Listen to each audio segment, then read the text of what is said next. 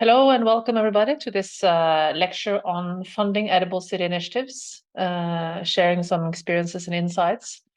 My name is Helene Gallis. I work in Fragment and we've been supporting Humboldt University in this deliverable for EdiCitNet. This lecture is part of a curriculum developed by EdiCitNet for a MOOC, a massive open online course on edible city solutions. Join me as I share a lot of insights directly from people on the ground working with these business models and how to make the money go around in an edible city initiative. So why does it even matter to talk about money? Actually, when we talk with edible city initiatives, very often the feedback that we get is, please stop talking about money. We're not in it for the money. But funding does matter. So we are all wanting to make positive change, regardless of our business model or even if we're a nonprofit. But we exist within the world where things cost money, where time is valuable, and where the equipment or the facilities, etc., that we need to make our visions come true cost money. So it doesn't mean that we're profit-driven. Actually, very few edible city initiatives are profit-driven. But we're trying to think more strategically about it so that we make sure that we have an initiative that is viable and that can live long term and be economically sustainable. And it's as simple as, if operational costs are covered, the organization can continue to make a difference in the long run. And proper planning prevents piss poor execution. That's the old saying. But financial planning, it actually empowers nonprofits to focus on our mission. If we're not always struggling to, find new funding and cover our costs, then it will help us look into the future and work on a long-term scale. So what have we done? We contacted more than 50 initiatives, and then we ended up having in-depth interviews with these 14 selected initiatives. And we selected them based on different business models, different typologies, different sort of organizational objectives to try to get as many complementary insights as possible. And we want to talk about 3 different types, so we can group these business models or of these initiatives into 3 different archetypes. They're differentiation, diversification, and experience. And the first conglomeration of business models we'll talk about are the ones that work with differentiation. And it means offering something that others don't. So we often compare this to conventional agriculture, for example. And it's very useful for making competitive products in an urban context. For example, new products or exceptional quality or local produce, where you can tell a local story or do it yourself at low cost, etc. But there's something unique about edible city initiatives that makes it different from, the regular products that you buy in the supermarket. So one example of this is the community-supported agriculture Andelsgård at Tveten in suburban Oslo.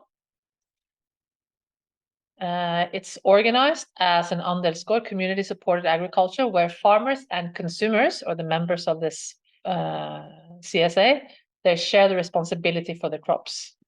And it's financed through a membership fee and a land lease agreement.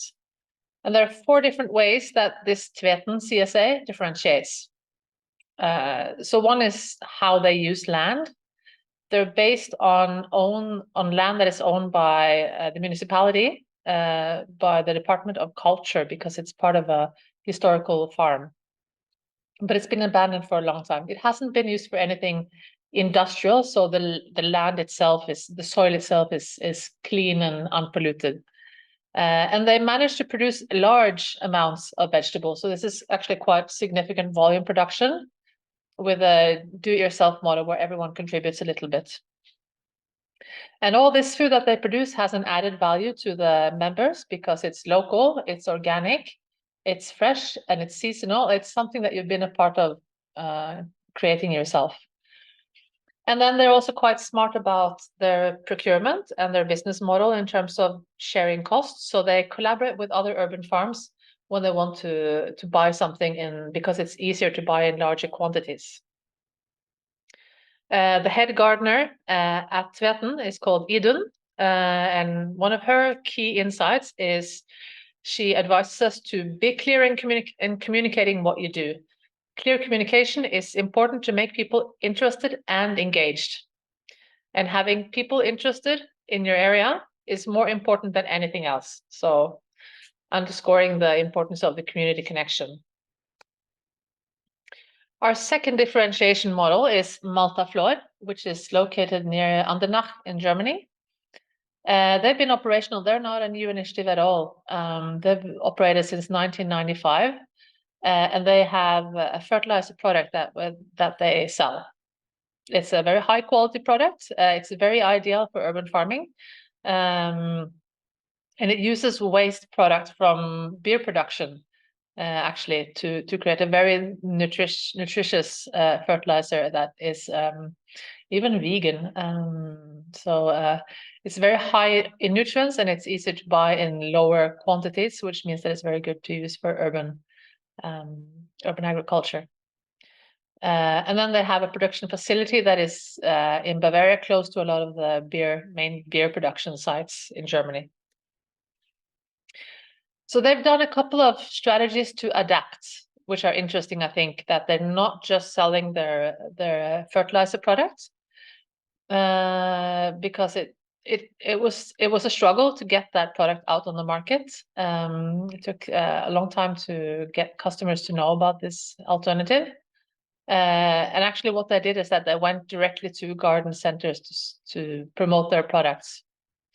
And then they realized that that was very laborious. So it makes a lot more sense to sell to more professional or mid-scale producers.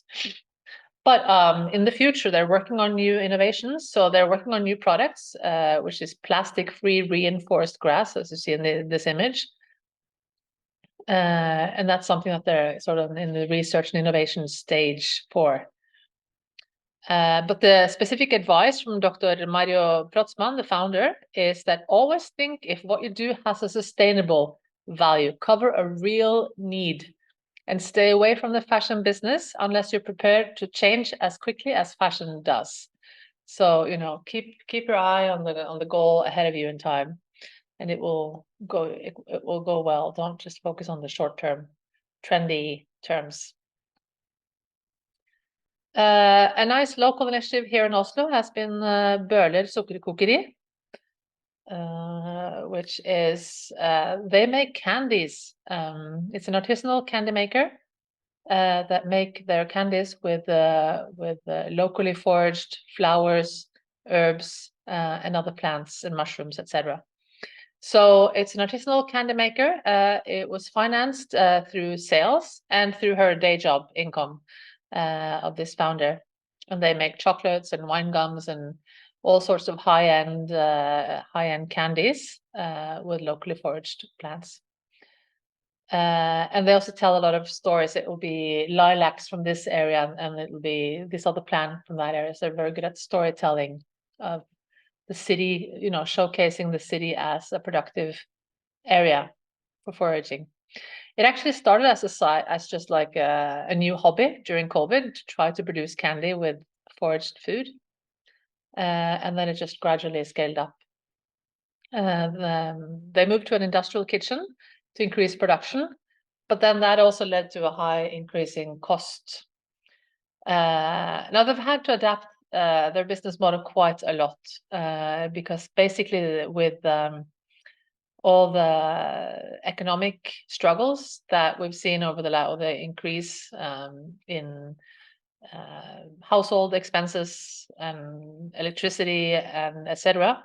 It's been really hard to keep up with the costs, and also selling a high-end product has been quite difficult. So after the economic downturn in 2023, Silje, the founder, has put all the production on pause and actually has focused on a book. So that book just came out right before Christmas. and she can now live off her hobby in a different way. And I think these learnings from Silje are very interesting, where she tells us to never underestimate the importance of finance if you want to do something full-time, and reach out to others sooner rather than later. And also, if you want to do it all, you know, you're always at the risk of burning out. So it's challenging, and it's important to be open to adapting your business model if the numbers simply are not adding up. Now, heading to Ireland, the Cork Urban Soil Project has a very different business model. They're an urban compost and vegetable producer.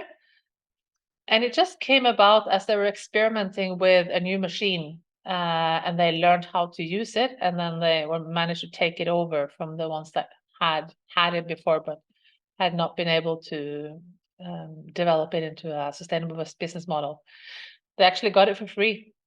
And then they got some startup grants to allow them to experiment with business models and also get to learn the technology. And their funding now comes from multiple different sources. One of the ways that they've adapted along the way has been to start doing classes for others who have purchased the same machine. So they have, they're not just doing the compost business, but they're also training others in using similar equipment. And Molly from Cork, her main suggestion is find good co-workers and be certain about your mission, but be agnostic about your ways to achieve it. Now, moving from differentiation, we want to talk about diversifications and some case studies on that. So diversification in the context of Edible City initiatives means getting paid for offering other goods and services than food products, for example. And it's useful for maintaining economic flexibility and achieving multiple objectives. Examples of this can be education, childcare, event space, landscaping, consulting. So here we're, I don't even remember which store it's on. I think it's on the 12th floor in Rotterdam, where we find the rooftop farm Dakakker. It's one of the largest rooftop gardens in Europe. It was established on a roof that was going to be demolished, but it's actually been postponed now.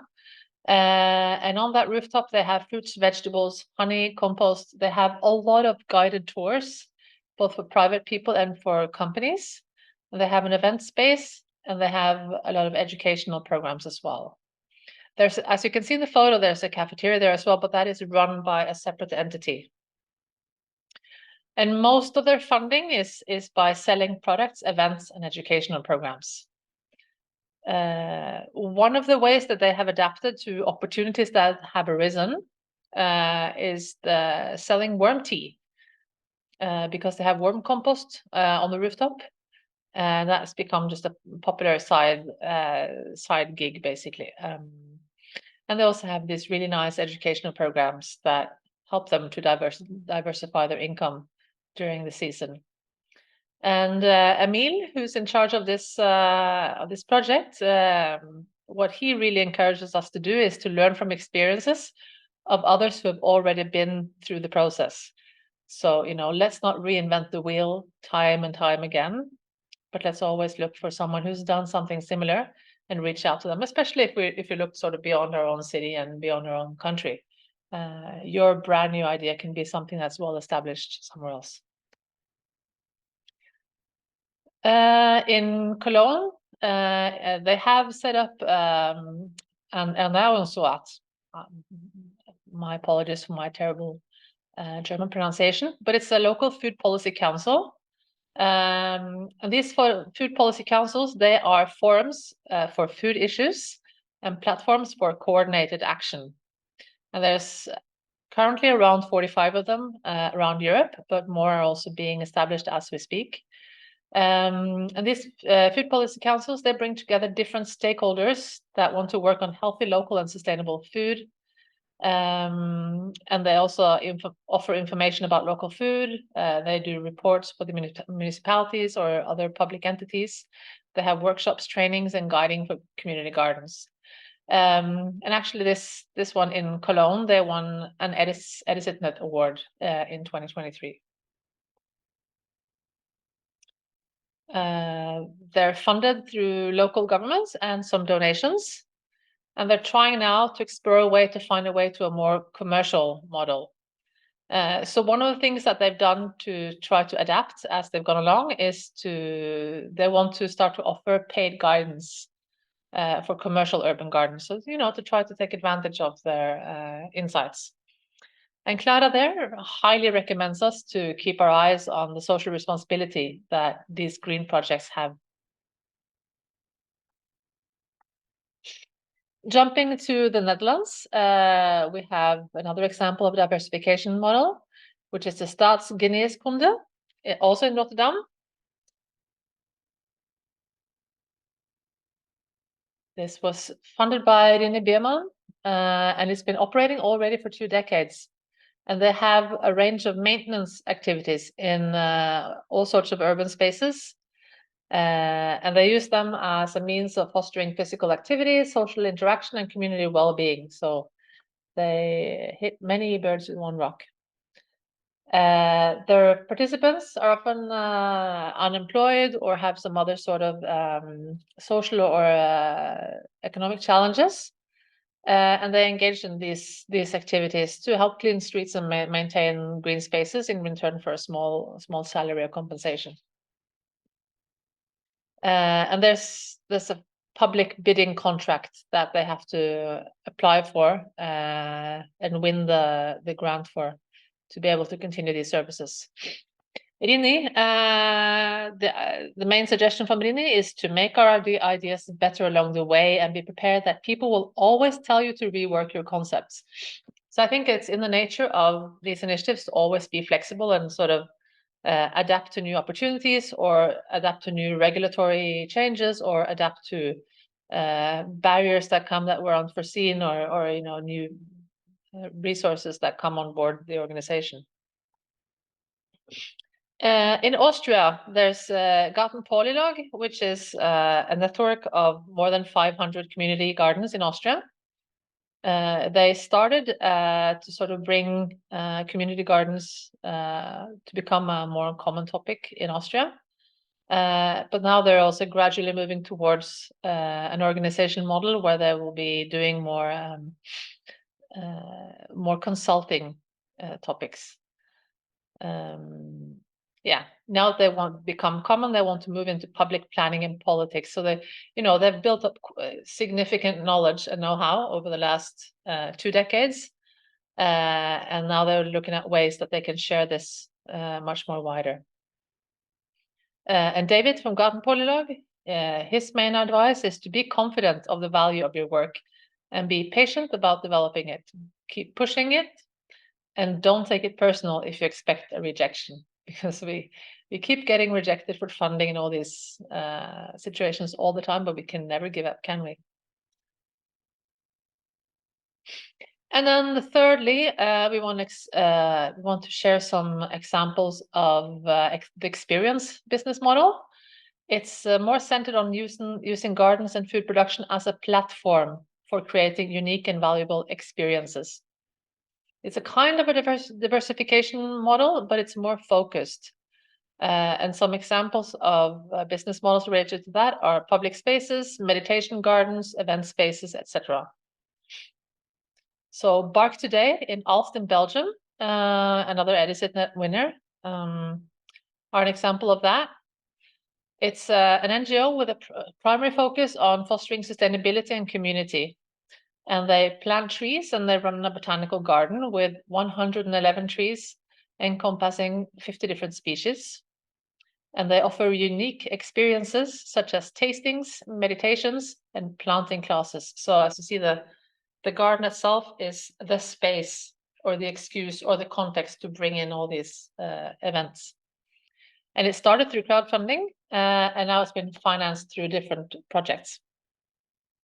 One of the ways that they have adapted along the way has been that they've discovered an opportunity to offer experiences to a local retirement home when they reduced their budget for a social event. And they're now planning to open a dementia garden. And Therese, one of her startup tips is to become a part of the local community, but you must have an exit strategy. Communities should aim to become self-supportive. In Lucy's Garden in Berlin, in Germany, we have, it's a community garden in the Volkspark Hasenheide, and it was started up in a neglected and fenced off part of the park. And now it's become a recreational space for anyone to visit, while also offering neighbors a place to meet, learn about plants, do gardening, and just socialize together. And everything that is cultivated there, that's grown there, all the food is distributed for free. And it's founded by volunteer work and a small public sponsorship. So Ute, who's coordinating this, her main startup tip is simple. It's just don't give up and take unexpected paths. We continue our experience, collecting our experiences from across Europe. And here's the NGO called Plato that work in Lviv in Ukraine. They manage outdoors areas for planting, and they're now also starting to work on establishing urban meadows. They have a significant amount of volunteers that are involved in their gardening activities and lectures and therapy and community building. So they've managed to really mobilize the community. They've had more than 100 events and 3,500 participants just in the year of 2022. They emphasize on local seeds, and they're funded through volunteer work, crowdfunding, charity, public and private support. I think it's very interesting how they've adapted to the war in Ukraine. As when the war started, these spaces were initially closed, but they were later reopened, providing a breathing space and a sense of community among challenging circumstances. So it also shows how in a war zone or in the middle of a conflict, that our edible city solutions can provide a sense of connection, a sense of community, a place to meet over something neutral and peaceful, such as gardening. In Berlin, there's the Garten Rosenduft, which is a project that mainly focuses on the integration of refugees. It's a non-profit. They've been active for more than 30 years, and they try to create opportunities for people from different countries and cultures to come together and learn from each other. And today they employ around 30 individuals, but there are different part-time and different sort of contracts. And their funding comes from the Berlin Senate and the EU. And Michael, who runs this, his focus is very strong on looking for ways to make the living together of very different people better. So let's just, create spaces where people can meet. Mellomrommet is here in Oslo. It's a very bountiful place. It's a neighborhood garden. It's also one of the Edison winners. It's a neighborhood garden between residential high-rises in the Stovner district in the suburbs of Oslo. The goal is simply to just activate an unused space between the buildings and bring neighbors together and have fun. It's started by a local housing association, but also, one person, Christina, was very important to just getting the whole project going. They got a public grant from local associations to start urban farming projects. And through this grant, they could build a greenhouse. And since then, they've become more or less self-sustained through volunteer work. And they produce their own seeds and compost. And then Christina's main startup tip for you is to just remember that you don't need a lot of money to get going with growing. Just try it and don't worry if it doesn't succeed. It's still fun, which I think is I like that attitude of just being very lighthearted about these experiments in public space. So I want to sum up some of the key learnings from these interviews, but also from the literature to date. What we see across EduCitNet and from the beginning is that very few initiatives consider themselves to be businesses, and only a handful rely on selling products. Actually, very few, quite a few sell products, but very few earn enough money from that to cover their costs.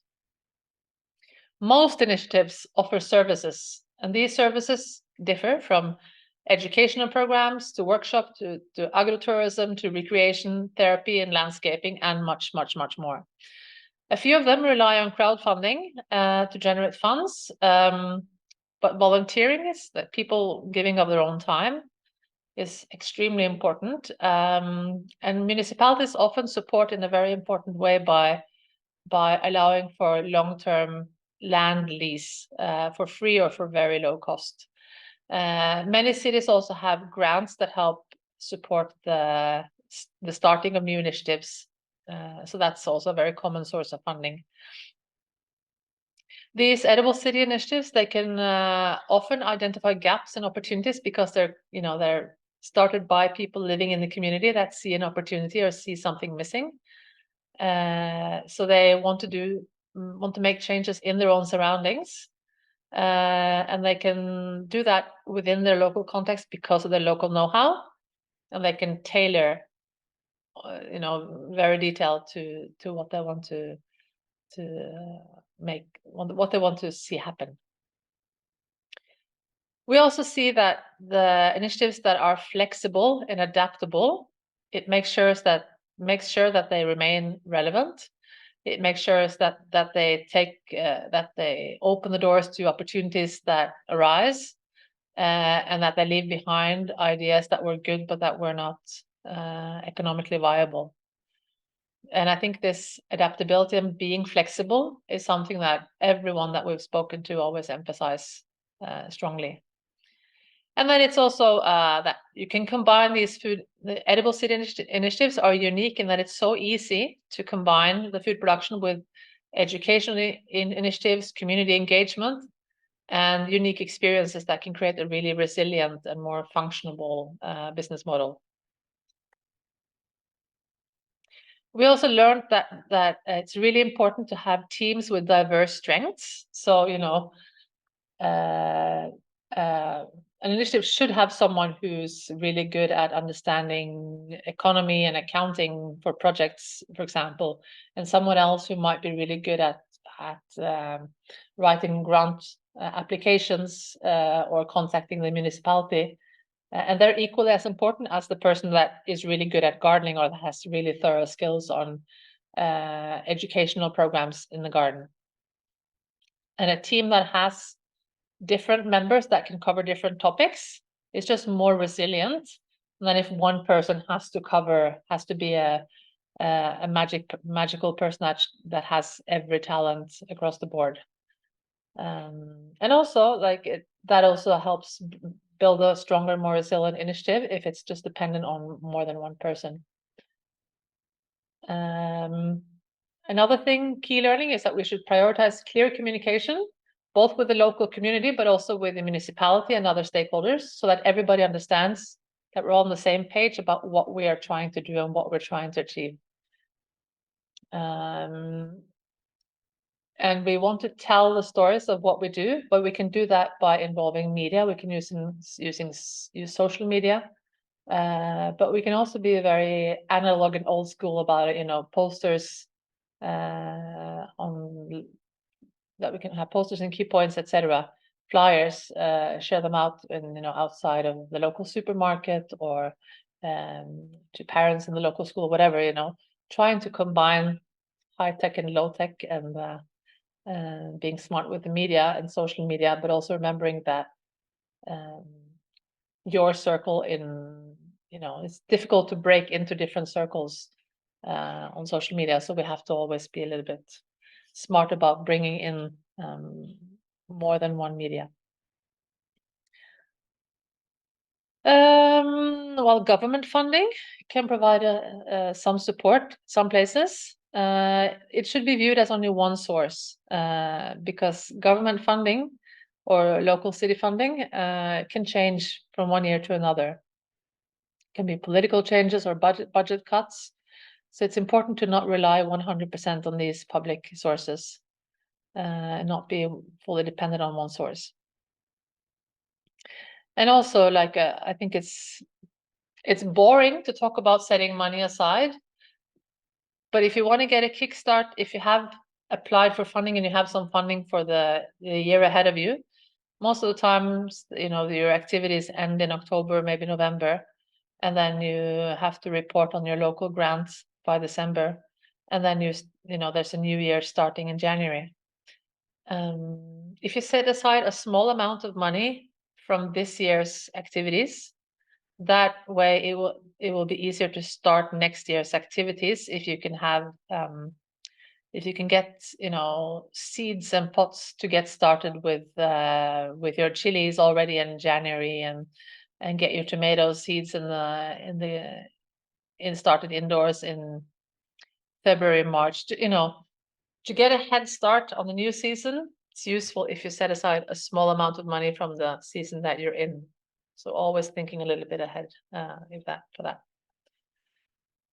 I could have talked about this for a long, long, long time, but I really hope that these examples have been useful for you, that they've been inspiring for you, that you've taken some new learning and inspiration from them. And please feel free to look around the EdCetNet website for more practical and hands-on resources on how you can organize your Edible City Initiative. This has been Helene Gallis from Fragment in Oslo on behalf of Humboldt University. Thank you very much. Bye.